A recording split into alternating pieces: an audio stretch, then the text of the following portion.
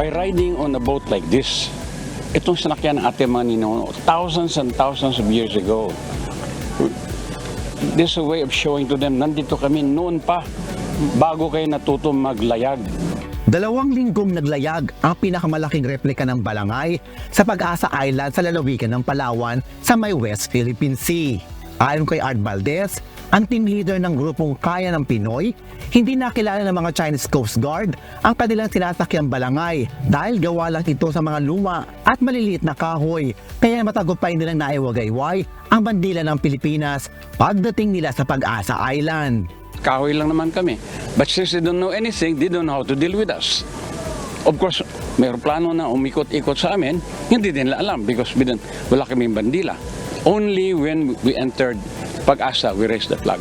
Hindi din anya naging hadlang ang pagtataboy ng Chinese Coast Guard sa grupo ng Team Balangay sa mga ilang ulit na radio challenge sa kanila. Yun ang ginagawa nila, yung challenge ka, na palisin ka, pagkatapos nandun yung mga blockade nila, pero they don't know how to deal with us because hindi nila alam kung sino kami. Nagpapasalamat naman ang buong pamilya ni Florentino Das sa samahan ng Kaya ng Pinoy dahil pinangalan ang replika ng balangay sa kanyang lolo.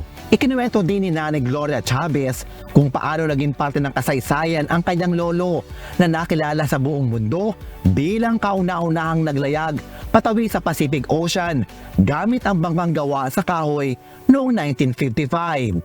Ang significance nun ay at least meron tayong maipagmamalaki na adventurer, na conqueror of the sea, na hindi tayo basta-basta malulutig. And nung pinangalanan yung balangay, yung project ni Art Valdez na Florentino Das, we were so excited, we were so blessed na wow, finally may nagre-recognize sa kanya. Ayon pa kay Nanay Gloria, isa itong makasaysayang tagpo dahil minsan nang nakalimutan ng pamahalaan ang naiambag ng kanyang lolo sa larangan ng makasaysayang paglalayag. Ilang dekada na ang nakaraan. Parang nakalimutan eh. He was working towards yung Lady Timaraw magkaroon ng space sa museum, mailagay para ma-preserve. I think isa yun sa masakit kasi hindi siya na-preserve. 5 araw na magtitigil sa daungan ng Cultural Center of the Philippines ang balangay na Florentino Das para sa public viewing.